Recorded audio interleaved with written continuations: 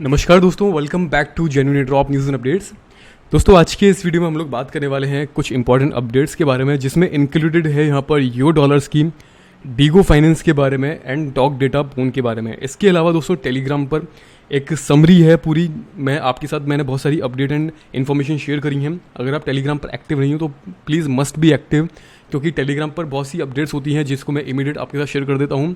Notification को enable ज़रूर कर लेना, सभी लिंक आपको डिस्क्रिप्शन में मिल जाएंगे। और दोस्तों यहाँ पर सबसे स्पेशल बात है कि बहुत जल्दी अपना एक गिव अवे आने वाला है छोटा सा, और साथ में एक सरप्राइज़ भी आपको मिलेगा। वो क्या होता है वो आपको जल्दी पता चल जाएगा। एंड टेलीग्राम पर दोस्तों मैंने आपके साथ जो हमने बाइनेंस का फियो वाला एक एयरड्रॉप मैंने आपके साथ जो गिव अवे था वो शेयर किया था, और उसका क्विज था उसके बारे में भी शेयर कर दिया था। इसको आप लोग देख लेना। इसमें फियो का जो एड्रेस है वो कैसे बनाना है इसके बारे में दोस्तों यहाँ पर इंस्ट्रक्शंस हैं, एंड यहाँ पर पूरे इंस्ट्रक्शन दिए हैं। अगर आप यहाँ पर एक इनका वीडियो गाइड भी है उसको आप देख लेंगे तो आपको ईजिली समझ में आ जाएगा। ठीक है, इसके बाद इसके अलावा दोस्तों मैंने बहुत सी अपडेट्स आपके साथ शेयर करी हैं।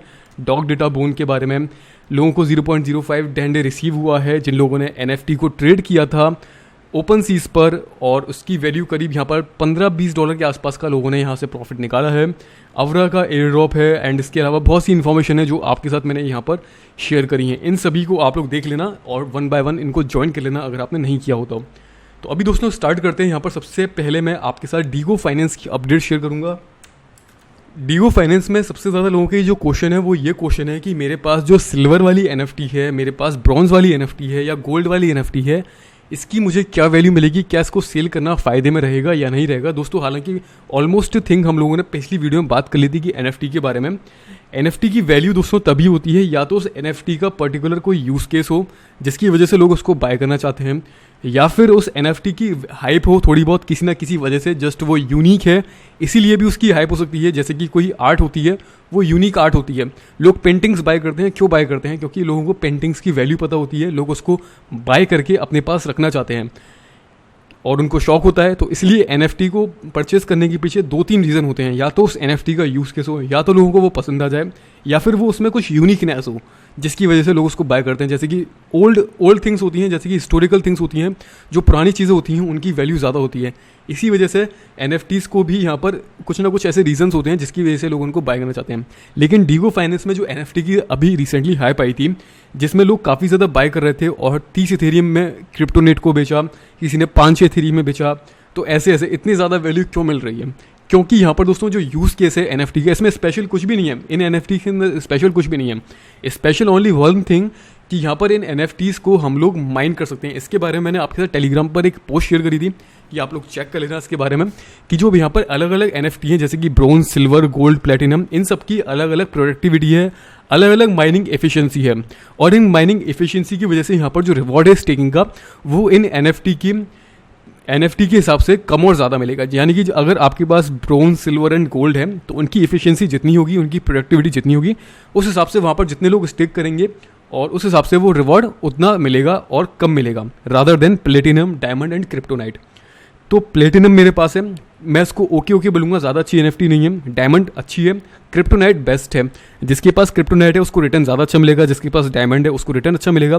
प्लेटिनम में ओके रिटर्न मिल रहा है, लेकिन क्योंकि इथेरियम की फ़ीस बहुत ज़्यादा हाई है, इस वजह से मुझे यहाँ पर दोस्तों जो रिटर्न मिल भी रहा होगा वो समझ लीजिए मेरी फ़ीस को इक्वल करने में चला जाएगा सारा। मतलब जो मुझे $50-60 की मुझे यहाँ पर टोटल अभी तक मैं मानता हूँ करीब $60 से $70 के आसपास मैंने NFTs को क्लेम करने के लिए, माइन करने के लिए, सारे काम करने के लिए अभी तक $60 से $70 की फ़ीस दी है, जो कि बहुत ज़्यादा है। एंड इसके बाद तो दोस्तों काफ़ी ज़्यादा मैं डिसअपॉइंट हो चुका हूँ।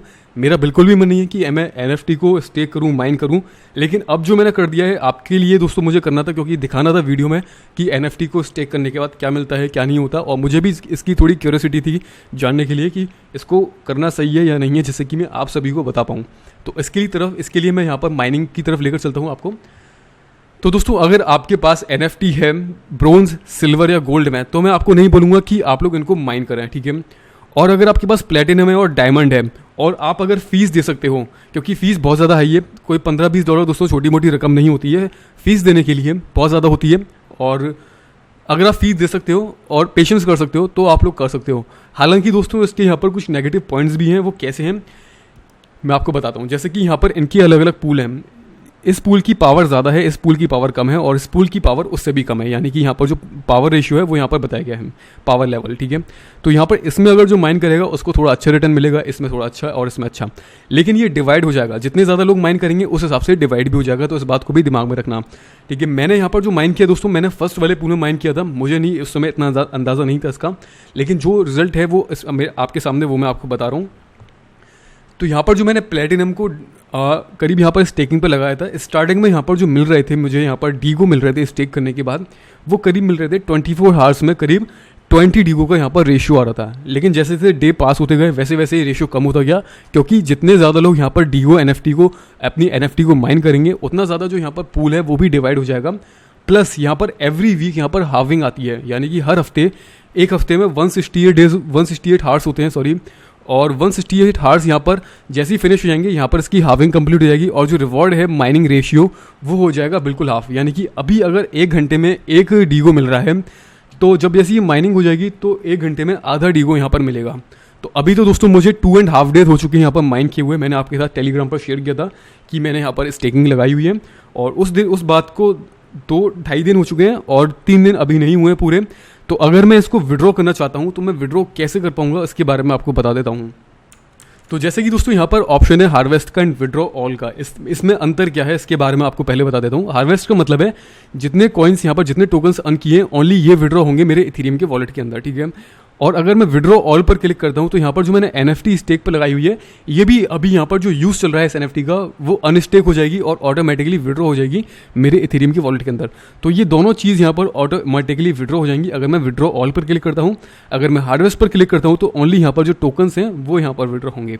तो अगर मैं अभी क्लिक भी करता हूँ हार्वेस्ट पर तो 3 दिन मुझे नहीं हुए, अगर मैं 3 दिन से पहले यहाँ पर इनको विड्रॉ करने की कोशिश करूँगा तो 10% अमाउंट मेरे स्टेक्ड अमाउंट्स में से डिडक्ट हो जाएगा, यानी कि मुझे मिलेगा यहाँ पर 20.39 डीगो, 10% इसमें से डिडक्ट हो जाएगा। तो अभी इसको विड्रॉ करने का कोई फ़ायदा नहीं है। और दोस्तों मैं एक बात और आपको बता दूं, यहाँ पर जो जितनी अभी तक मैं फ़ीस दे चुका हूँ, जैसे कि मैंने आपको बताया काफ़ी सारी फीस में दे चुका हूँ, इसके बाद मुझे नहीं लगता कि मुझे इसको अनस्टेक करना चाहिए, क्योंकि अगर मैं इसको अनस्टेक करके सेल भी करता हूँ तो यहाँ पर आप लोग देख सकते हैं लोगों को पता चला है कि जैसे जैसे यहाँ पर स्टेकिंग में फ़ायदा नहीं हो रहा है वैसे वैसे यहाँ पर NFTs की वैल्यू भी गिरती जा रही है। आप देख सकते हैं पहले एक प्लेटिनम NFT यहाँ पर बिक रही थी 0.25 और 0.3 इथेरियम के आसपास, अब इसकी वैल्यू आधे से भी कम हो चुकी है, लोग इसको 0.12 इथेरियम में बेचने को तैयार हैं। तो अगर दोस्तों यहाँ पर लोगों को लगेगा कि इसमें प्रॉफिट नहीं हो रहा है उनको, तो लोग बेचेंगे, कम प्राइस में बेच के अपना प्रॉफिट निकालने की सोचेंगे।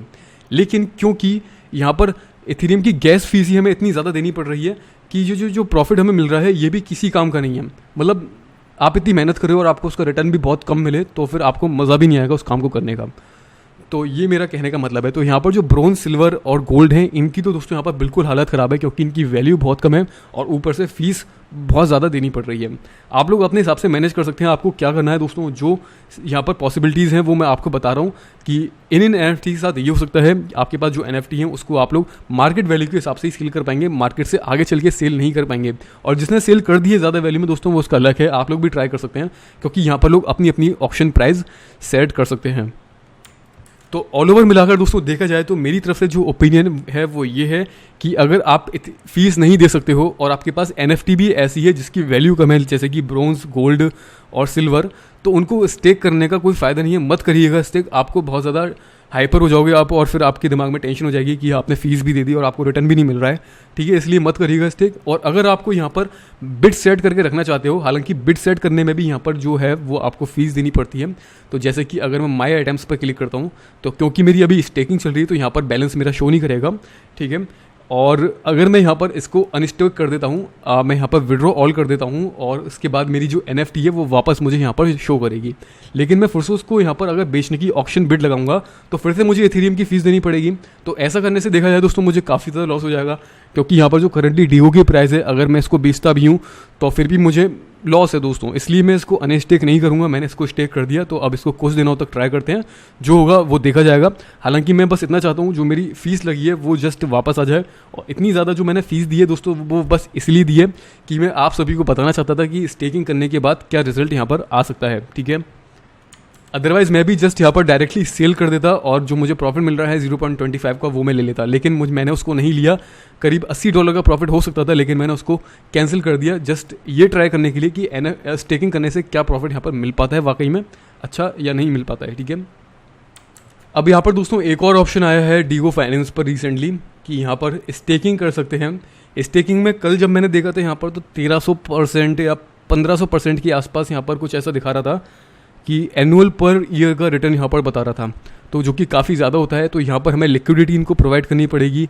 हम लोग यहाँ पर इनको डीगो ETH में लिक्विडिटी दे सकते हैं, यूनिस्वैप के सर्वर के यूनिस्वैप के पूल के थ्रू, और डीगो UNI के पेयर में लिक्विडिटी दे सकते हैं। तो लिक्विडिटी कैसे देते हैं दोस्तों, इसमें बहुत से दोस्तों की डाउट है। बेसिकली लिक्विडिटी देने के लिए दोनों टोकन जो हैं जैसे कि डीगो और इथेरियम, इन दोनों के 50-50% अमाउंट हमारे इथेरियम के वॉलेट के अंदर होनी चाहिए, प्लस एक्स्ट्रा गैस फीस देने के लिए भी एडिशनल अमाउंट हमारे पास थोड़ा एक्स्ट्रा अमाउंट होना चाहिए इथेरियम के टर्म्स में।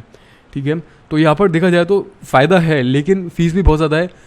अगर कहने का मतलब मेरा ये है कि अगर आप ज़्यादा अमाउंट के साथ करोगे तो आपको प्रॉफिट ज़्यादा मिलेगा, कम अमाउंट के साथ करने का कोई फ़ायदा नहीं है। ठीक है, तो होपफुली दोस्तों मुझे लगता है कि आपको NFTs के बारे में समझ में आ चुका है कि बेसिकली अब तो NFT का जो कॉन्सेप्ट है वो बिल्कुल क्लियर हो चुका होगा। डीगो फाइनेंस पर स्टेकिंग करनी है आपको या नहीं करनी है, इसका बिल्कुल क्लियर हो चुका होगा। अब चलते हैं दोस्तों यहाँ पर नेक्स्ट वाली अपडेट की तरफ। तो दोस्तों आज से कुछ समय पहले हम लोगों ने एक एयरड्रॉप ज्वाइन किया था, करीब साल भर पहले एक योबिट का एयरड्रॉप ज्वाइन किया था जिसका नेम था योडा टोकन।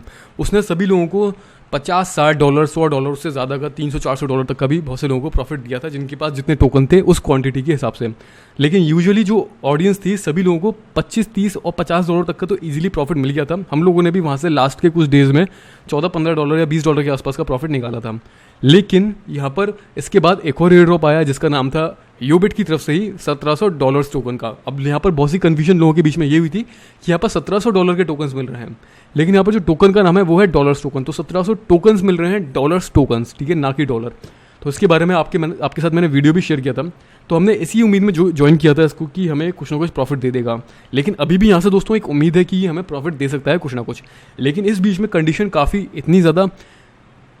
इतनी ज़्यादा दोस्तों टिपिकल कंडीशन है, मैं बोलूँगा कि बहुत बेकार कंडीशन दी है इन लोगों ने, बहुत हार्श कंडीशन दी है।